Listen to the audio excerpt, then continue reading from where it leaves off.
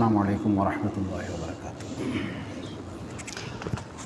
الحمد للہ رب العالمین والعاقبۃ للمتقین والصلاة والسلام علی اشرف الانبیاء والمرسلین، اما بعد فاعوذ باللہ من الشیطان الرجیم، بسم اللہ الرحمن الرحیم۔ قال اللہ تعالی فی القرآن المجید والفرقان الحمید، الا بذکر اللہ تطمئن القلوب۔ صدق اللہ تعالی مولانا العظیم وبلغنا رسولہ النبی الامین الکریم، ونحن علی ذلک لمن الشاہدین والشاکرین والحمد للہ رب العالمین۔ مولاي صل وسلم دائما ابدا علی حبیبک خیر الخلق کلہم، هو الحبیب الذی ترجى شفاعته لكل هول من الاہوال مقتحم، محمد سید الکونین والثقلین والفریقین من عرب ومن عجم۔ حمد و صلاۃ کے بعد اللہ رب العالمین کا شکر، رب عز و جل نے ہمیں اپنے گھر میں حاضری کی سعادت بخشی، اور درود و سلام ہوں اللہ کے آخری نبی محمد عربی صلی اللہ تعالی علیہ وآلہ وسلم پر، آپ کی آل، آپ کے اصحاب، آپ کے ازواج، آپ کے اہل بیت، صحابہ، تابعین، تبع تابعین پر بھی اللہ کی رحمتیں ہوں۔ تمام مؤمنین و مؤمنات، مسلمین مسلمات، اور بالخصوص اللہ کے اولیاء، علماء راسخین، علماء کاملین، اور ہم جتنے حاضر ہیں جن کے جو رشتہ دار، بالخصوص جن کے والدین دنیا سے چلے گئے، اللہ ان سب کی بخشش فرمائے۔ الحمدللہ آج اس مسجد میں 71واں جمعۃ المبارک ادا کیا جا رہا ہے۔ آج کی گفتگو کا موضوع، جیسا کہ پچھلے جمعۃ المبارک اصلاح نفس سے متعلق تھا، آج کی گفتگو ہے اصلاح قلب سے متعلق۔ تطہیر قلب کیا چیز ہے؟ یقیناً دل کی صفائی ہی کیا، ہمارے جسم بلکہ ظاہری چیزوں میں بھی اگر دیکھا جائے تو ہر چیز کی صفائی کی ضرورت رہتی ہی ہے، اور جس طرح ہم اپنے ظاہر کو صاف کرتے ہیں، اسی طرح ہمیں اپنے باطن کو بھی صاف کرنا چاہیے۔ اور باطن کی صفائی کا تعلق جس طرح ایک نفس کی اصلاح ہے، اسی طرح دل کی اصلاح، دل کی صفائی، دل کی تطہیر اور دل کی پاکی، طہارت، یہ بھی اسی طرح ضروری ہے۔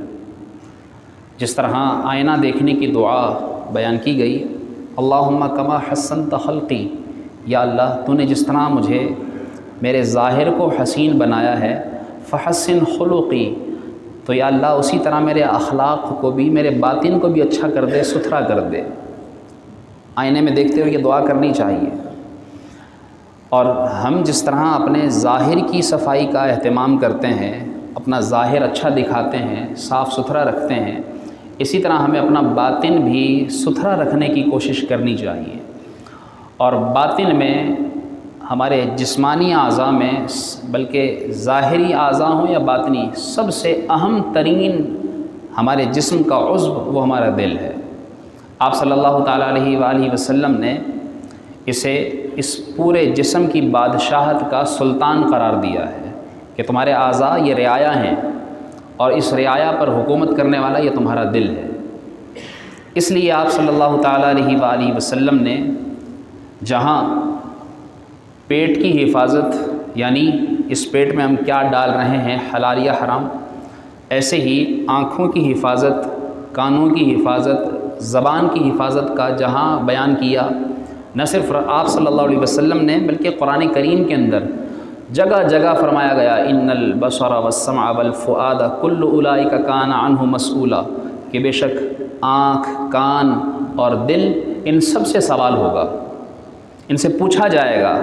حالانکہ ہم زبان سے بولتے ہیں، جس چیز نے بولنا ہے اس کا ذکر نہیں کیا گیا، جس سے سنتے ہیں، جس سے دیکھتے ہیں اور جس سے سوچتے سمجھتے ہیں، اس کے بارے میں فرمایا گیا کہ زبان تو بولتی ہے، لیکن اس دن زبان کو بند کر دیا جائے گا اور اعضاء کو زبان بنا دیا جائے گا، اور پھر وہ اعضاء بولیں گے کہ یہ کیا کرتا تھا۔ تو بڑی سوچنے کی بات ہے۔ آپ صلی اللہ تعالیٰ علیہ وآلہ وسلم نے اس لیے حدیث میں فرمایا کہ جس طرح لوہے کو زنگ لگ جاتا ہے اس طرح دلوں کو بھی زنگ لگ جاتا ہے۔ کتنی اہمیت دیکھیے، کتنی اہمیت ہے دل کی، اور اسے صاف ستھرا رکھنے کی اور صاف کرنے کی۔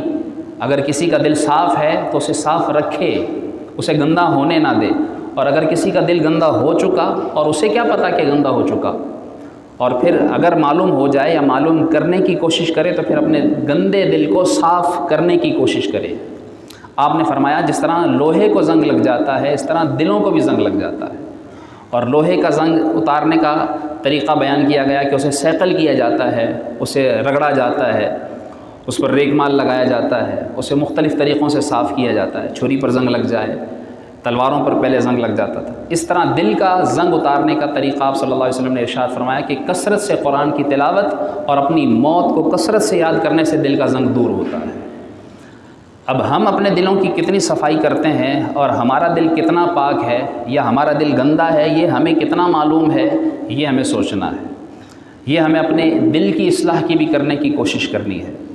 آپ صلی اللہ تعالیٰ علیہ وآلہ وسلم نے اس لیے حدیث پاک میں ارشاد فرمایا، صحیح مسلم کی حدیث، کہ دل سخت ہو جاتے ہیں، جہاں فرمایا دل کو زنگ لگتا ہے، فرمایا دل سخت ہو جاتے ہیں، اور فرمایا یہ بھی کہ دل پر باقاعدہ سیاہی چڑھتی ہے۔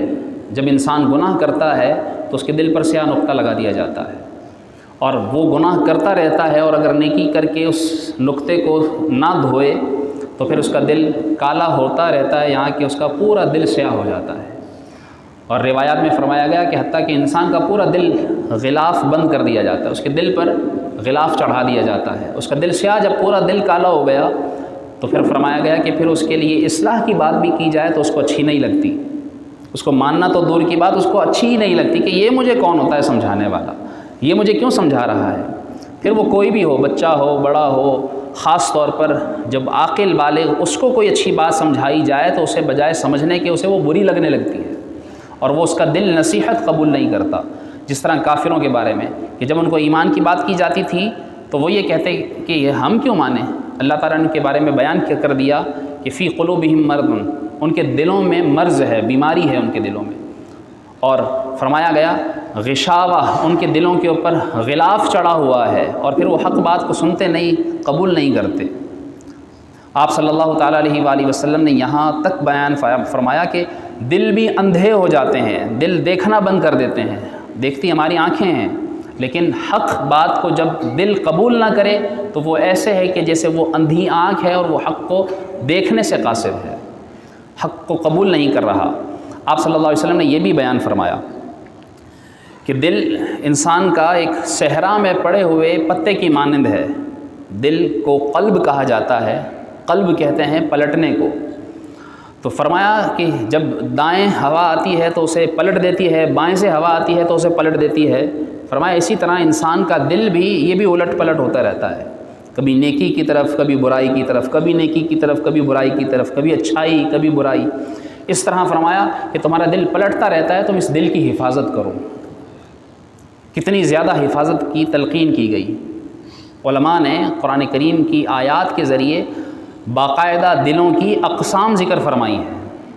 جس طرح ایک کافروں کا دل قلب مریض کہا گیا، اور قرآن کی آیت میں فرمایا گیا فی قلوبہم مرض، ان کے دل مریض بن گئے ہیں، ان کے دلوں میں مرض بھرا ہوا ہے۔ وہ دل کا مرض کیا ہے؟ وہ ان کا کفر ہے، وہ ان کی منافقت ہے۔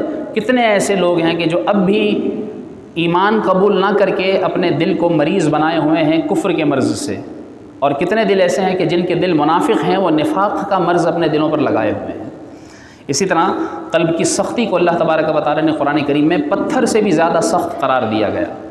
فرمایا، ارشاد فرمایا قرآن کریم میں ثم قست قلوبکم من بعد ذلک فہی کالحجارۃ او اشد قسوہ، کہ تمہارے دل سخت ہو گئے حتیٰ کہ پتھر سے بھی زیادہ سخت۔ اور آیت میں بیان فرمایا کہ جو پتھر پہاڑ کے پتھر ہیں، پتھروں سے پانی نکلتا ہے، وہ اللہ کے خوف سے، وہ جب اللہ کے ڈر سے لرزتے ہیں تو وہ گر جاتے ہیں۔ ہمارے ہاں تو زلزلہ آئے تو ہم سمجھتے ہیں کہ پتھر گر رہے ہیں۔ علماء اس کی تحقیق تفاسیر میں بیان کی گئی کہ جب ان پر اللہ کا خوف طاری ہوتا ہے تو وہ پتھر لڑکنا شروع کر دیتے ہیں اللہ کے ڈر سے۔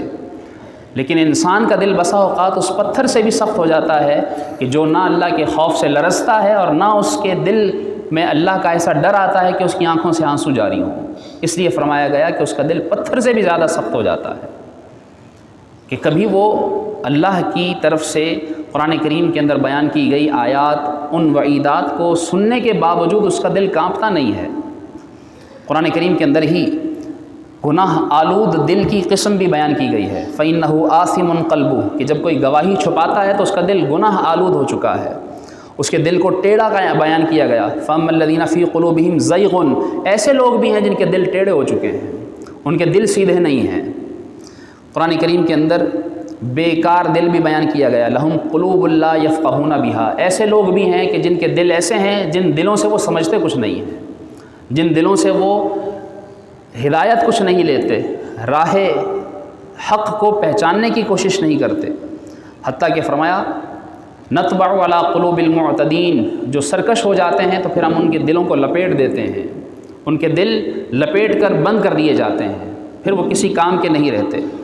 قرآن کریم کے اندر مجرم دل بیان کیا گیا، غافل دل بیان کیا گیا، قرآن کریم کے اندر بے ایمان منکر دل بیان کیا گیا، حتیٰ کہ متکبر دل بھی بیان کیا گیا، اور فرمایا کذالک یطبع اللہ علی کل قلب متکبر جبار، کہ جو نافرمان تکبر کرنے والا ہو اس طرح اللہ ان کے دلوں کو ڈھانپ دیتا ہے، پھر وہ حق قبول نہیں کرتے۔ جہاں دلوں کی یہ اقسام علماء نے بیان کی، اسی طرح قرآن کریم میں اللہ رب العالمین نے اس کے بالکل برعکس قلب سلیم کو بیان بھی فرمایا ہے، من خشی الرحمن بالغیب، کہ جو اللہ رب العالمین سے چھپی حالت میں ڈرتا ہے، اللہ رب العالمین سے خوف کھاتا ہے، تو ایسے شخص کو اللہ تبارک و تعالیٰ کیسی شان عطا کرتا ہے۔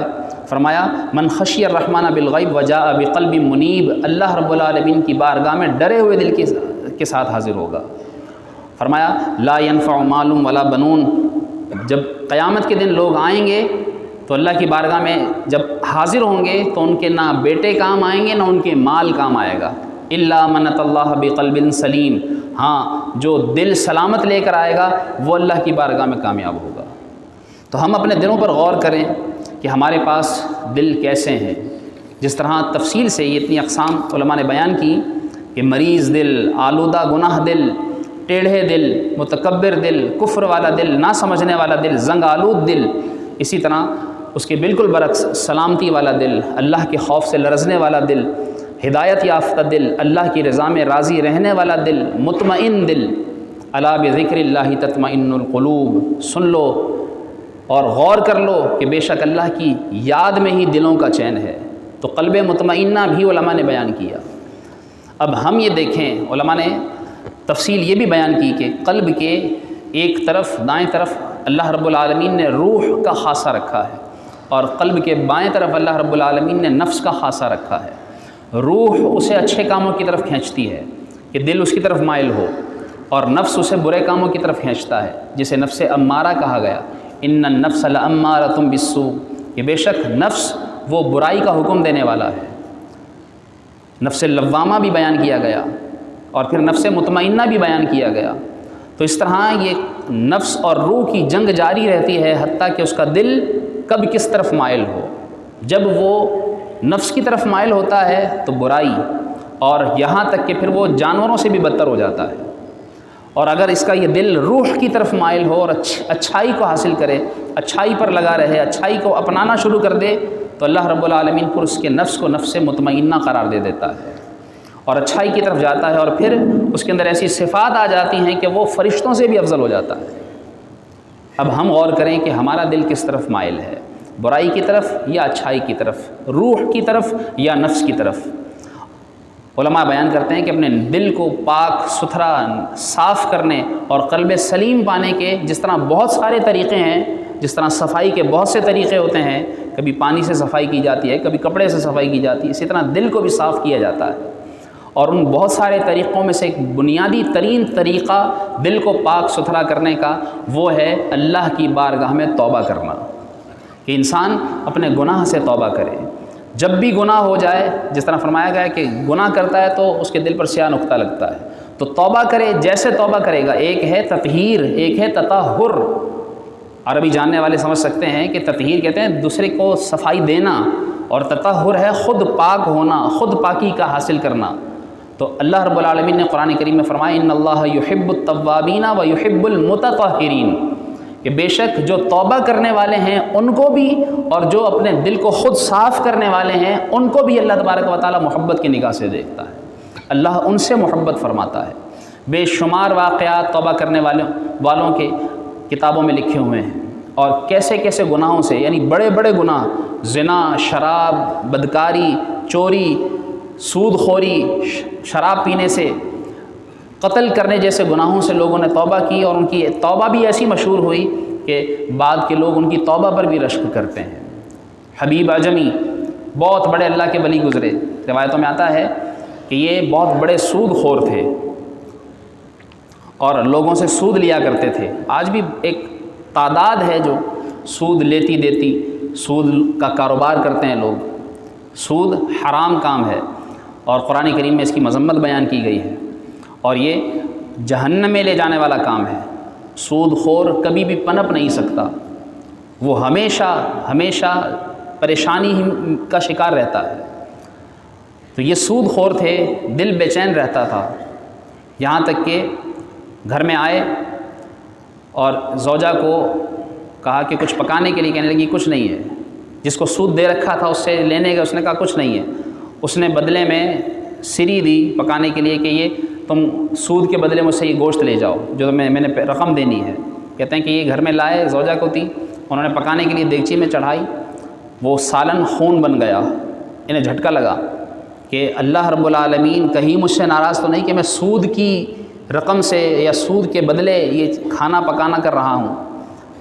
توبہ کی نیت سے گھر سے نکلے کہ میں توبہ کرنے جاؤں، اور جب سود لینے جا رہے تھے، جب سود کی رقم بٹورنے جا رہے تھے تو راستے میں بچے کھیل رہے تھے، تو بچوں نے آواز لگائی کہ بچوں دور ہو جاؤ، ایک سود خور آ رہا ہے، کہیں اس کے پاؤں کی مٹی ہم پر پڑے اور ہم بدبخت نہ ہو جائیں۔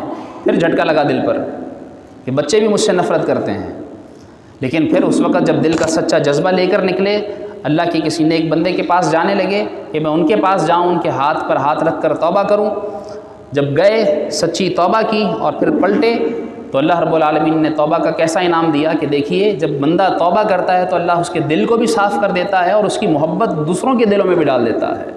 جب واپس آ رہے تھے تو پھر بچے، وہی بچے کہنے لگے کہ دور ہو جاؤ، حبیب اعجمی آ رہا ہے، اب کہیں ہمارے پیروں کی خاک اس پر نہ پڑے اور ہم کہیں ان کی گستاخی کرنے والوں میں نہ ہو جائیں، کہ اللہ کی بارگاہ میں سچی توبہ کر کے آ رہے ہیں۔ بنی اسرائیل کے ایک شخص نے توبہ کی، ان کا واقعہ بڑا مشہور، حضرت موسیٰ علیہ السلام کو اللہ رب العالمین نے وحی کی، وہ بڑا گناہ گار تھا۔ جب اس کی موت کا وقت آیا تو اللہ کی بارگاہ میں عرض گزار ہوا کہ یا اللہ، اس طرح بے آسرا موت مر رہا ہوں صحرا میں کہ اب کوئی مجھے کفن دفن دینے والا بھی نہیں، کوئی مجھے پوچھنے والا بھی نہیں، ساری زندگی تیری نافرمانی میں گزاری ہے، صرف اب تو ہی میرا مددگار ہے، میری مدد فرما، مجھے میری توبہ قبول فرما، میں اپنے گناہوں سے توبہ کرتا ہوں۔ روایتوں میں آتا ہے کہ وہ شخص مر گیا، حتیٰ کہ اللہ رب العالمین نے موسیٰ علیہ السلام کو وحی کی اور فرمایا کہ میرا ایک دوست فلاں صحرا میں وہ پڑا ہے، جاؤ اور اسے کفناؤ، اسے نہلاؤ اور اس کو غسل دے کر اسے دفناؤ۔ جب پہنچے ڈھونڈتے ڈھونڈتے پھر لوگوں نے بتایا کہ یہ تو بڑا گناہ گار تھا، کہنے لگے اللہ رب العالمین نے اس کی توبہ ایسی قبول فرمائی ہے کہ اسے اللہ نے اپنے دوستوں میں شمار فرما لیا ہے، اس کی توبہ اتنی پسند آ گئی ہے۔ ایک عورت اللہ کے رسول صلی اللہ علیہ وسلم کی بارگاہ میں حاضر ہوئی، کہنے لگی یا رسول اللہ صلی اللہ علیہ وسلم، مجھ سے وہ ہو گیا ہے، یعنی یہ الفاظ ذکر، یعنی مجھ سے ایسا گناہ ہو گیا ہے جس کو زنا سے تعبیر کیا۔ یا اللہ، یا رسول اللہ، اے اللہ کے رسول، میری توبہ قبول ہو، میں توبہ کرتی ہوں، آپ مجھے سزا دلوائیے۔ یہاں تک کہ وہ حمل سے تھی، فرمایا کہ تم جاؤ، جب تمہارے ہاں بچہ پیدا ہو جائے پھر آنا۔ پھر وہ آئی اور پھر اس نے گناہ کا اقرار کیا کہ مجھ سے یہ گناہ ہوا تھا۔ آپ صلی اللہ تعالیٰ علیہ وسلم نے اسے کپڑوں سے بندھوایا اور جو طریقہ تھا سزا کا، اسے پتھر مار مار کر رجم کیا گیا، اور جب اسے رجم کر دیا گیا تو آپ صلی اللہ تعالیٰ علیہ وسلم نے پھر اس کا خود جنازہ پڑھایا۔ صحابہ نے عرض کیا یا رسول اللہ صلی اللہ علیہ وسلم، یہ اتنی بدکار عورت تھی اور اس کا جنازہ آپ نے خود پڑھایا؟ آپ نے فرمایا سچی توبہ کی تھی، اس کی توبہ ایسی قبول ہوئی ہے، اس کی توبہ 70 لوگوں پر بھی تقسیم کر دی جائے تو ان کو کفایت کر جائے گی، اس نے ایسی توبہ کی ہے۔ تو انسان توبہ کرتا ہے تو اس کا دل دھل جاتا ہے۔ فضیل بن عیاض اپنے وقت کے ڈاکوؤں میں سے تھے، اللہ کے ولی گزرے۔ وہ جب ڈاکے کی نیت سے کسی گھر کی دیوار پر چڑھے، گھر سے تلاوت کی آواز آ رہی تھی، الم یأن للذین آمنوا ان تخشع قلوبهم لذکر اللہ، کیا ابھی تک وہ وقت آیا نہیں ہے ایمان والوں کا کہ ان کے دل اللہ کی یاد سے ڈر جائیں؟ کیا اب بھی وہ وقت نہیں آیا؟ بس یہ آیت سنی، نیچے اتر آئے، واپس آئے، سچی توبہ کی، ایسی توبہ کی کہ اس کے بعد جن سے مال لوٹا تھا ان کا مال ان کو واپس کر دیا۔ جب ساتھیوں نے کہا کہ تم تو لوٹ مار کرتے ہو اور اب توبہ کر رہے ہو، کہنے لگے کہ بس مجھے اس آیت نے ڈرا دیا ہے۔ روایتوں میں آتا ہے کہ ان کے ساتھ جو چوری کرنے والے تھے، ڈاکے ڈالنے والے تھے، انہوں نے بھی توبہ کی اور اللہ نے سب کو اپنی ولایت کا تاج عطا فرمایا، سب اللہ کے ولیوں میں شمار کیے گئے۔ سچی توبہ کرنے کے کتنے واقعات کتابوں میں لکھے ہوئے ہیں۔ اس لیے ہمیں اپنے دل کو صاف کرنے کی کوشش کرنی چاہیے۔ جب انسان اپنا دل صاف کرتا ہے، اور علماء نے بیان کیا کہ جس طرح دل کو صاف کرنے کا ایک طریقہ توبہ ہے، اسی طرح اچھی نیک لوگوں کی صحبت بھی ہے۔ اچھے لوگوں کی صحبت میں بیٹھیے، جس طرح کہ پچھلے جمعۃ المبارک بھی عرض کیا کہ اچھے نیک لوگوں کی صحبت میں بیٹھیں گے، دل پاکی کی طرف آئے گا، ستھرائی کی طرف آئے گا۔ اسی طریقے سے اپنی نیتوں کو اچھا کر لیجیے، نیتوں کو اچھا کریں، انشاءاللہ دل صاف ہوگا۔ لوگوں کے ساتھ اچھا سلوک کیجیے۔ کتنے لوگوں کے دل سخت ہو گئے ہیں، کیا حال ہو گیا ہے کہ ہم کسی اچھی بات کو سننے کے لیے تیار نہیں۔ نیکی کی بات تھوڑی دیر کر دی جائے تو ہمارے پاس یعنی کہ ہمارا دل مچلنا شروع ہو جاتا ہے کہ دیر کیوں ہو گئی۔